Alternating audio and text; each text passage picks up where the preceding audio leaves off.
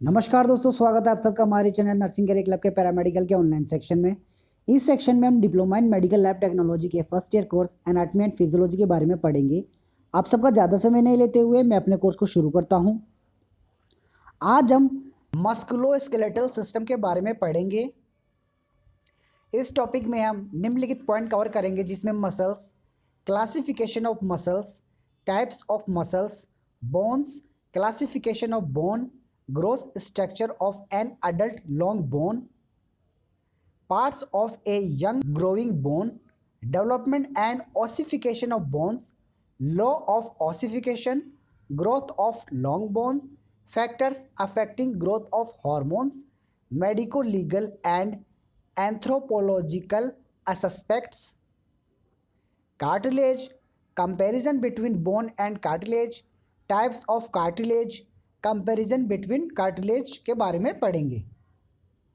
सबसे पहले अपन बात करते हैं मसल्स के बारे में कि मसल्स होती क्या है। मसल्स एक सॉफ्ट टिश्यू होता है जो ज़्यादातर एनिमल में पाया जाता है। मसल सेल की सेल में एक्टिन और मायोसिन के प्रोटीन फिलामेंट होते हैं जो कॉन्ट्रैक्शन प्रोड्यूस करते हैं, जो सेल की लेंथ और शेप दोनों को बदलता है। फोर्स और मोशन प्रोड्यूस करने के लिए मसल्स फंक्शंस करती है।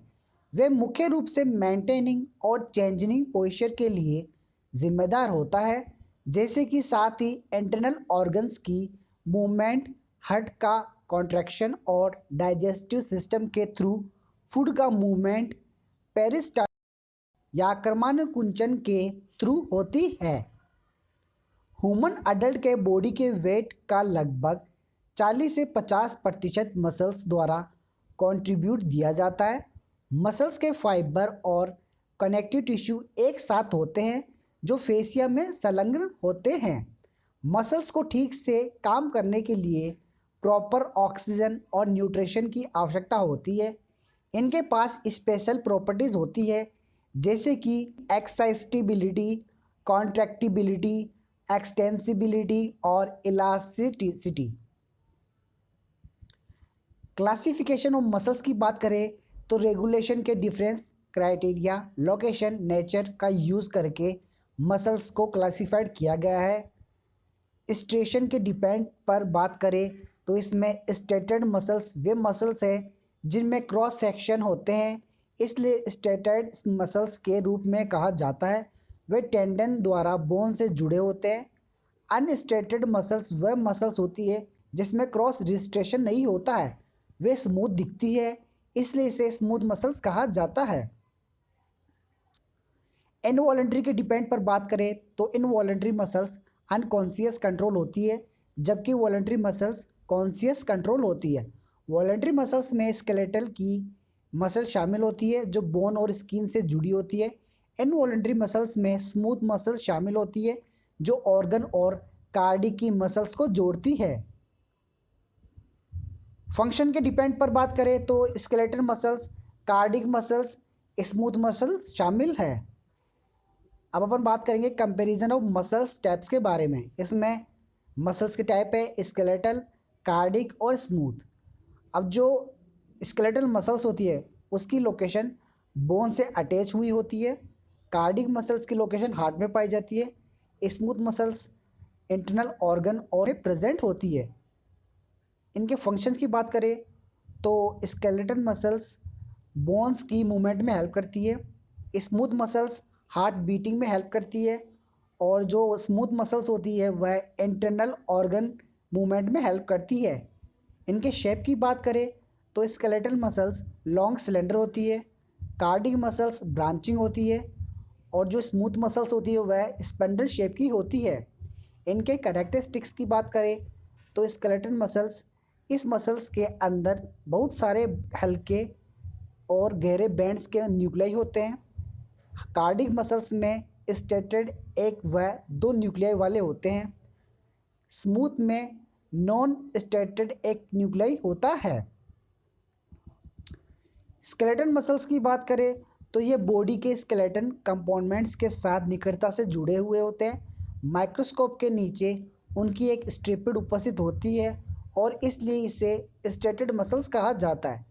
चूँकि उनकी एक्टिविटीज़ नर्वस सिस्टम के वॉलंटरी कंट्रोल के तहत होती है, इसलिए उन्हें वॉलंटरी मसल्स के नाम से भी जाना जाता है। इनके फंक्शंस की बात करें तो ये मुख्य रूप से लोकोमोशन एक्शन में शामिल होते हैं, बॉडी पोस्चर में चेंज करते हैं, ये टेंडेंस प्रोड्यूस करते हैं, ये कोल्ड स्ट्रेस के दौरान भी हीट जनरेट करते हैं, जॉइंट्स को स्टेबिलिटी प्रोवाइड करते हैं। विसरल मसल्स की बात करें तो बॉडी की होलो विसरल ऑर्गन की इनर वॉल में स्थित होती है, जैसे कि एलिमेंट्री कैनाल, रिप्रोडक्टिव ट्रैक्ट आदि। ये किसी भी स्ट्रेशन का एक्सिबिट नहीं करते हैं और अपीयरेंस में स्मूथ होते हैं, इसलिए इन्हें स्मूथ मसल्स या नॉन स्टेटेड मसल्स कहा जाता है। इनकी सेल्स शॉर्ट शेप की होती है, जिसमें एक सिंगल न्यूक्लियस उपस्थित होता है। टिश्यू एक्सटर्नली एक्सटेंसिबल होता है, जबकि अभी भी कॉन्ट्रैक्ट करने की एबिलिटी बरकरार होती है। इसकी एक्टिविटीज़ नर्वस सिस्टम के वॉलंटरी कंट्रोल के अंडर नहीं होती है और इसलिए उन्हें इनवॉलंटरी मसल्स के रूप में भी जाना जाता है। एग्जाम्पल के लिए डाइजेस्टिव ट्रैक्ट के थ्रू ट्रांसपोर्ट फूड में और जेनिटल ट्रैक्ट के थ्रू गैमेट की हेल्प करते हैं। फंक्शंस की बात करें तो ऑर्गन और ब्लड वेसल्स की वॉल को बनाते हैं। कार्डिक मसल्स की बात करें तो ये हार्ट की मसल्स होती है। कई कार्डिक मसल्स की सेल एक हार्ट की मसल्स बनाने के लिए ब्रांच में पैटर्न होती है। अपीयरेंस के बेस पर कार्डिक की मसल्स स्टेटेड होती है। यह नेचर में इनवॉलंटरी होती है क्योंकि नर्वस सिस्टम सीधे इनकी एक्टिविटीज़ को कंट्रोल नहीं करता है। कार्डिक मसल्स के फंक्शंस की बात करें तो ये इनवॉलंटरी हीट मूवमेंट्स करते हैं, हार्ट बीट प्रोवाइड कराते हैं, ब्लड को पंप करते हैं। कार्डिक मसल्स का करेक्ट स्मूथ मसल्स और स्केलेटल मसल्स के समान ही होता है। अब अपन बात करते हैं टाइप्स ऑफ मसल्स के बारे में। तो इसमें स्टेटेड मसल्स, नॉन स्टेटेड और कार्डिक मसल्स शामिल है।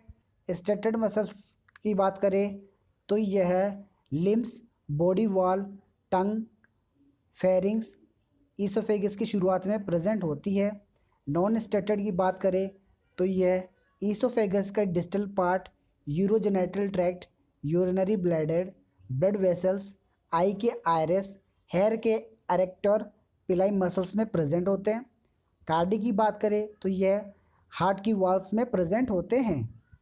इनकी शेप की बात करें तो स्केलेटल मसल्स या स्टेटेड मसल्स लॉन्ग और सिलेंड्रिकल होती है और जो नॉन स्टेटेड मसल्स होती है वह स्पैंडल शेप की होती है और जो कार्डिक मसल्स होती है वह शॉर्ट और सिलेंड्रिकल होती है। जो स्टेटेड मसल्स होती है उसमें फाइबर्स अनब्रांच्ड होते हैं, नॉन स्टेटेड में फाइबर्स अनब्रांच्ड होते हैं, कार्डिक्स में फाइबर्स ब्रांच्ड होते हैं। स्टेटेड मसल्स में न्यूक्लियाई मल्टी न्यूक्लिएटेड होते हैं, नॉन स्टेटेड में यूनी न्यूक्लिएटेड होते हैं और कार्डिक मसल्स में यूनी न्यूक्लिएटेड होते हैं। जो स्टेटेड मसल्स होती है वह सार्कोलेमा से बाउंडेड होता है, नॉन स्टेटेड मसल्स होती है वह प्लाज्मा लेमिना से बाउंडेड होता है और जो कार्डिक मसल्स होती है वह प्लाज्मा लेमिना से बाउंडेड होता है। स्टेटेड मसल्स लाइट और डार्क बैंड्स प्रेजेंट होते हैं और नॉन स्टेटिफाइड में लाइट और डार्क बैंड्स एब्सेंट होते हैं और कार्डिक मसल्स में फेट लाइट और डार्क बैंड्स प्रेजेंट होते हैं। स्टेटेड मसल्स की बात करें तो इसमें इंटरकलेक्टेड डिस्क नहीं पाई जाती है, नॉन स्टेटेड मसल्स में भी डिस्क नहीं पाई जाती है, कार्डिक मसल्स में प्रेजेंट होती है। जो स्टेटेड मसल्स होती है उसे nerve supply cranial nervous system से प्रोवाइड होती है और जो नॉन स्टेटेड मसल्स होती है उसे ऑटोनॉमिक नर्वस सिस्टम के थ्रू नर्व सप्लाई होती है और जो कार्डिक मसल्स होती है उसे भी ऑटोनॉमिक नर्वस सिस्टम के थ्रू नर्व सप्लाई प्रोवाइड होती है। स्टेटेड मसल्स में ब्लड सप्लाई बहुत ज़्यादा होती है, नॉन स्टेटेड में ब्लड सप्लाई अल्प मात्रा में होती है और कार्डिक मसल्स में ब्लड सप्लाई बहुत ज़्यादा होती है। स्टेटेड मसल्स में कॉन्ट्रैक्शन बहुत जल्दी होता है, नॉन स्टेटेड में स्लो होता है और कार्डिक में जल्दी होता है। इसी तरह जो स्टेटेड मसल्स होती है वह जल्दी थक जाती है, नॉन स्टेटेड मसल्स कभी नहीं थकती और कार्डिक मसल्स भी कभी नहीं थकती है। स्टेटेड मसल्स वॉलंटरी होती है, नॉन स्टेटेड मसल्स इनवॉलंटरी होती है और कार्डिक मसल्स इनवॉलंटरी होती है। आइए इसी से जुड़ा अपन एक प्रैक्टिस क्वेश्चन कर लेते हैं। Which of the following muscles are striated and involuntary. तो इसके ऑप्शन है skeleton muscles, smooth muscles, cardiac muscles या ऑल ऑफ अबाव। तो इसका सही आंसर होगा कार्डिक मसल्स यानी कि ऑप्शन सी। अब अपन बोन्स के बारे में पढ़ते हैं। बोन्स कॉम्प्लेक्स टिश्यू होते हैं, ये बॉडी का स्केलेटन सिस्टम बनाते हैं। ये ह्यूमन बींग्स के एंटायर लाइफ में ग्रो और डिजनरेट होते रहते हैं। ये वेरियस मिनरल्स एलिमेंट्स के स्टोर हाउस होते हैं, जिनमें प्रमुख रूप से कैल्शियम और फास्फोरस होता है। ये विभिन्न वाइटल ऑर्गन्स को प्रोटेक्शन प्रोवाइड करते हैं। ये MCL या मायोसिन चेन में आवेदित होते हैं। ये मसल्स के साथ बोन्स को लोकोमोशन में मदद करते हैं। एरिथ्रोपोइसिस में बोन्स इंपॉर्टेंट रोल निभाता है। अब अपन बात करते हैं इसके क्लासिफिकेशन के बारे में। तो डेवलपमेंट क्लासिफिकेशन की बात करें तो इसमें membrane bones, cartilaginous bones, membranocartilaginous bones, somatic bone, visceral bone शामिल है। रीजनल क्लासिफिकेशन की बात करें तो इसमें एक्सियल स्केलेटन, अपेंडिकुलर स्केलेटन शामिल है। स्ट्रक्चरल क्लासिफिकेशन की बात करें तो इसमें मैक्रोस्कोपिकली कॉम्पैक्ट बोन, स्पॉन्जी या कॉन्सिलस बोन शामिल है। माइक्रोस्कोपिकली की बात करें तो इसमें lamellar bone, woven bone, fibrous bone, dentine, cement शामिल है। शेप के अकॉर्डिंग की बात करें तो लॉन्ग बोन की बात करें सबसे पहले तो लॉन्ग बोन में एक लंबी शाफ्ट होती है जिसे डायफाइसिस के रूप में भी जाना जाता है, और दो एक्सपेंडेड छोरों को एपिफाइसिस के रूप में जाना जाता है जो स्मूथ और आर्टिकुलर होते हैं। शाफ्ट में आमतौर पर 3 सरफेस 3 बॉर्डर से अलग होती है। इन्हें आगे क्लासिफाइड किया गया है। टिपिकल लॉन्ग बोन्स जिसमें 2 सेकेंडरी एपिफाइसिस होते हैं, इसके example humerus, radius, ulna etcetera है। मिनिएचर या शॉर्ट लॉन्ग बोन्स की बात करें तो केवल एक ही एपिफाइसिस होता है, इसका एग्जांपल मेटाकार्पस एटसेट्रा है।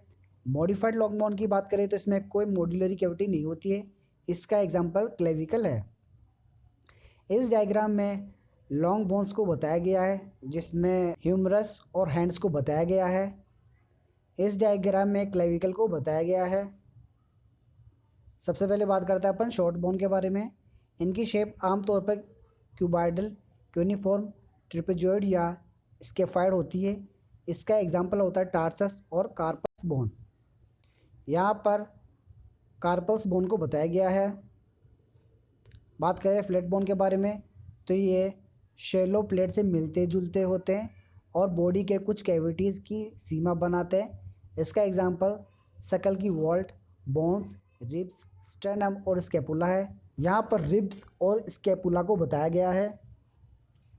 इरेगुलर बोन की बात करें तो इस इरेगुलर शेप होता है, इसका एग्जांपल वर्टिब्रा और हिप बोन और सकल के बेस की बोन होती है।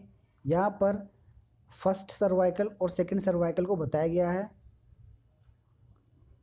न्यूमेटिक बोन्स की बात करें तो इरेगुलर बोन में लार्ज एयर स्पेस होता है जो कि एपिथेलियम द्वारा लैंड होता है, इसका एग्जांपल मैक्सिला, स्फेनॉइड, एथमॉइड है।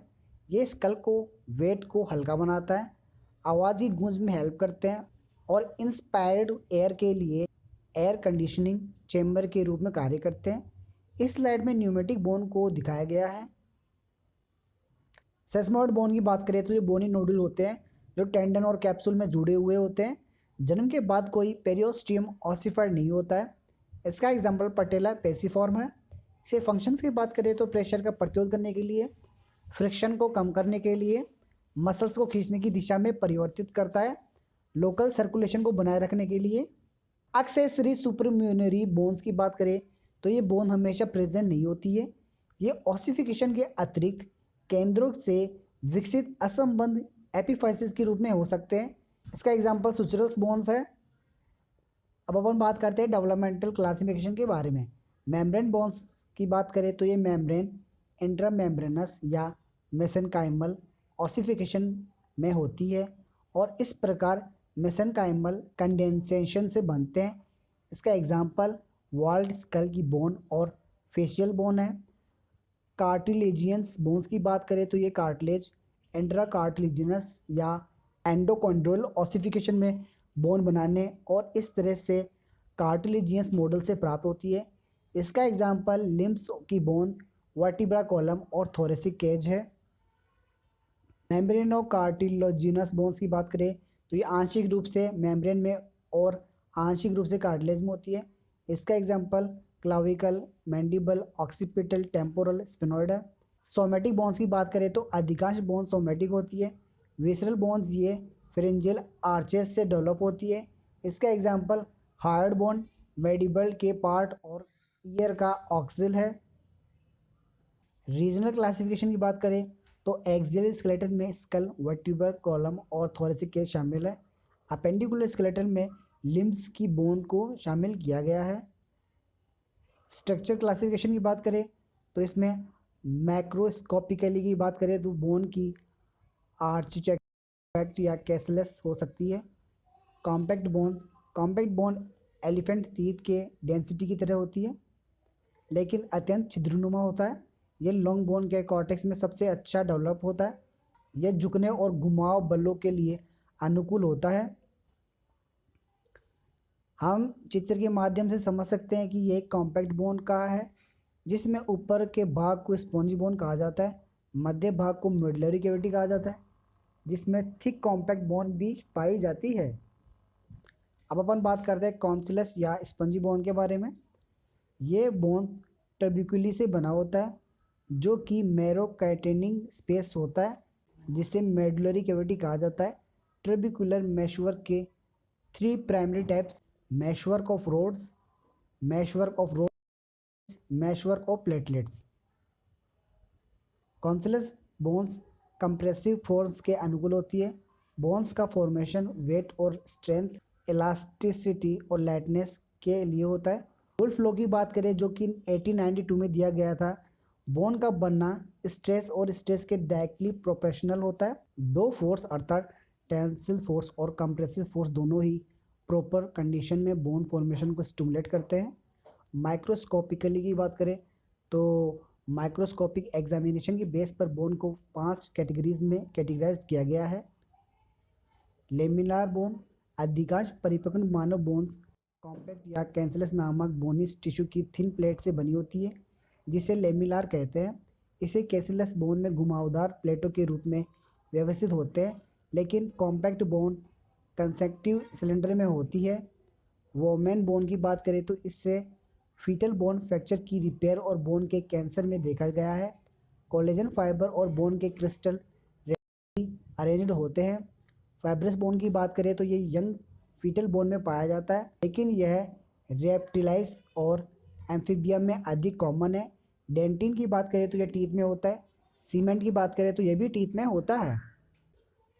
अब अपन कॉम्पैक्ट बोन और कॉन्सिलस बोन या स्पंजी बोन के कंपैरिजन की बात करें तो जो कॉम्पैक्ट बोन की जो लोकेशन होता है वह लॉन्ग बोन के शाफ्ट में होता है और जो कैंसलस बोन होता है या स्पंजी बोन लॉन्ग बोन में होता है। इसकी लेमिला की बात करें तो ये हेर्नियस सिस्टम के व्यवस्था बनाने में होता है कॉम्पैक्ट बोन, और जो कॉन्सिलस बोन होता है वह एक जाल काम में व्यवस्थित होती है इसलिए हार्मोनियस सिस्टम मौजूद नहीं होता है। बोन मैरो की बात करें तो ये येलो जो प्यूबर्टी के बाद फैट का स्टोर करता है, यह प्यूबर्टी से पहले ही रेड होता है। और कॉन्सिलस बोन की बात करें तो इसमें bone marrow red RBC, WBC और प्लेटलेट्स का प्रोडक्शन करता है। नेचर की बात करें तो कॉम्पैक्ट बोन हार्ड और हाथी के दांत की तरह होता है और कॉन्सिलस या स्पॉन्जी बोन या नेचर की बात करें तो यह स्पंजी या लचीली होती है। अपन बात करते हैं growth structure of adult long bone के बारे में। इसमें डायफाइसिस की बात करें तो यह पेरियोस्टेम, कॉर्टेक्स और मेडुलरी से बना है। पेरियोस्टेम की बात करें तो यह एक थिक फाइब्रस मेम्ब्रेन होता है जो बोन की सरफेस को कवर करती है। यह आउटर फाइब्रस लेयर और एक इनर सेलुलर लेयर से बना होता है जो नेचर में ऑस्टोजेनिक होता है। पेरियोस्टेम को शार्पिया फाइबर की सहायता से बोन के नीचे लगा होता है और टेंडन और लिगामेंट के जुड़ाव पर विशेष रूप से ये मजबूत होता है। पेरियोस्टेम में समृद्ध नर्व सप्लाई होती है जो इस बोन का सबसे सेंसिटिव पार्ट बनाती है। कॉर्टेक्स की बात करें तो कॉम्पैक्ट बोन से बना हुआ होता है जो इसे सभी संभावित मैकेनिकल स्ट्रेंथ का सामना करने के लिए वांछित शक्ति प्रदान करता है।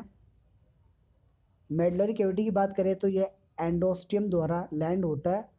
ऑस्टियोब्लास्ट में एंडोस्टियम मौजूद होता है जो बोन की रिपेयर और रिमॉडलिंग में मदद करता है। मेडलरी कैविटी रेड या येलो बोन मैरो से फिल होता है। जन्म के समय सभी बोन्स में रेड बोन मैरो होता है जो धीरे धीरे प्यूबर्टी के बाद कुछ बोन तक फैल जाता है। रेड बोन मैरो हेमेटोपोइसिस के लिए व्यापक रूप से जिम्मेदार होता है।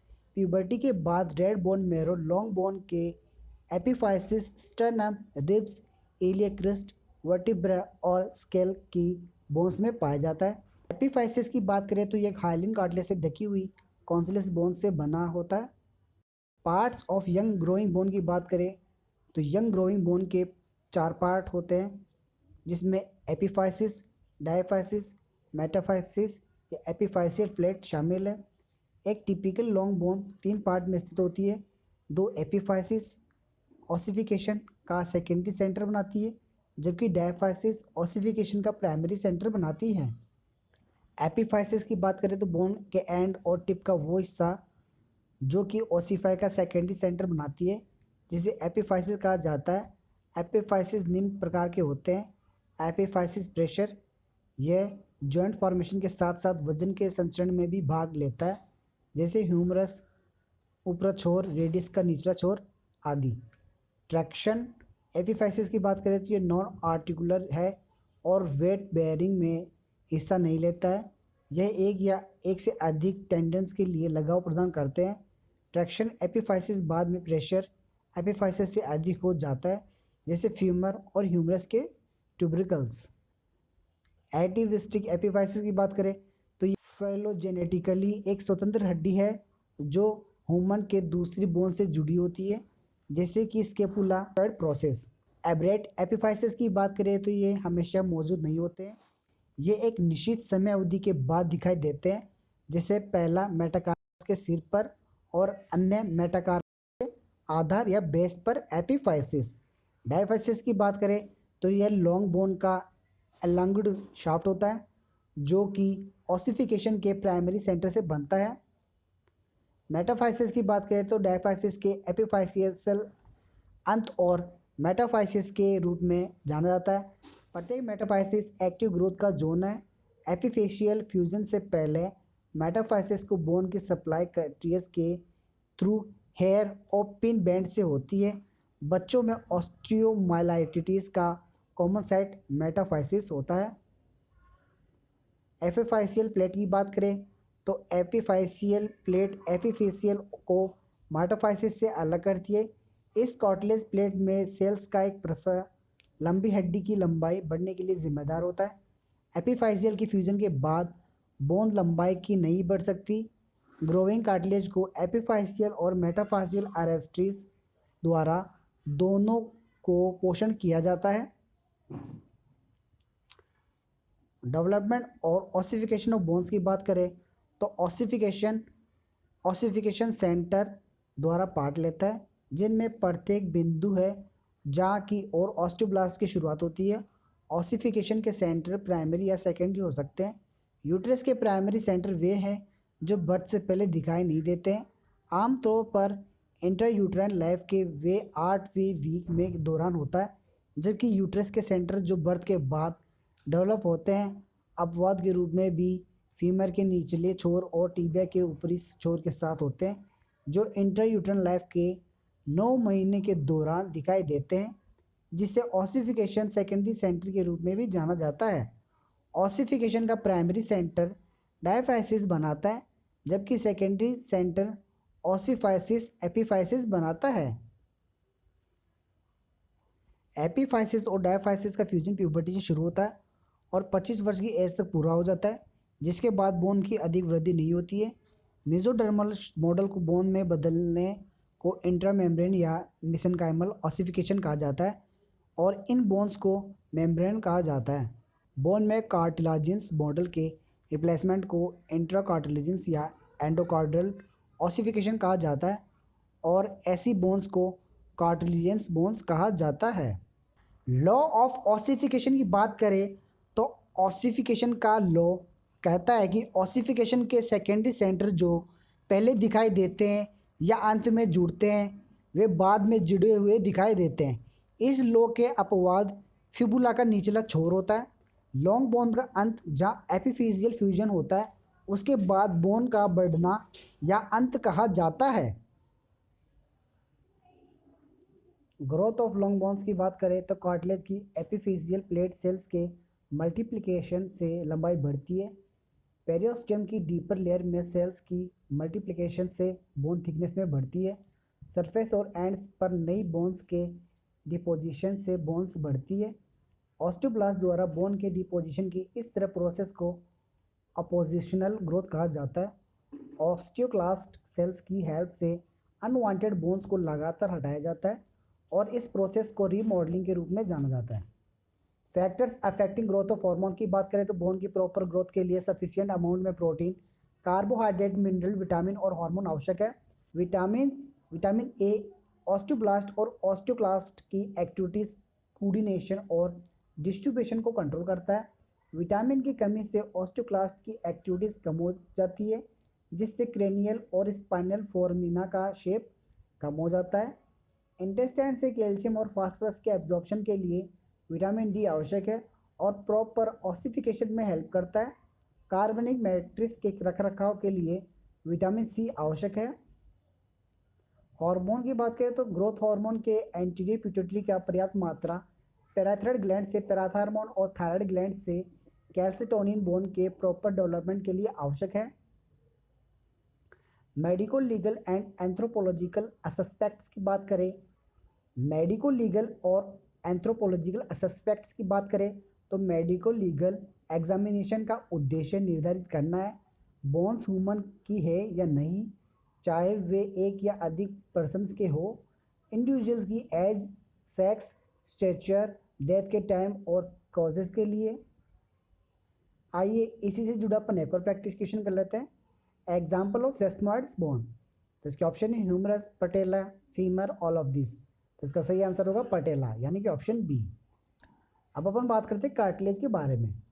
Cartilage connective tissue cells, chondrocytes और फाइबर्स का कोलेजन और येलो इलास्टिक फाइबर से बना होता है जो फर्म जेल से मैट्रिक्स में एम्बेड होता है जो म्यूकोपॉलीपेप्टाइड से समृद्ध होता है। यह बोन की तुलना में बहुत अधिक इलास्टिक होता है। कार्टिलेज में कोई ब्लड वेसल्स या लिम्फेथेटिक्स नहीं होते हैं।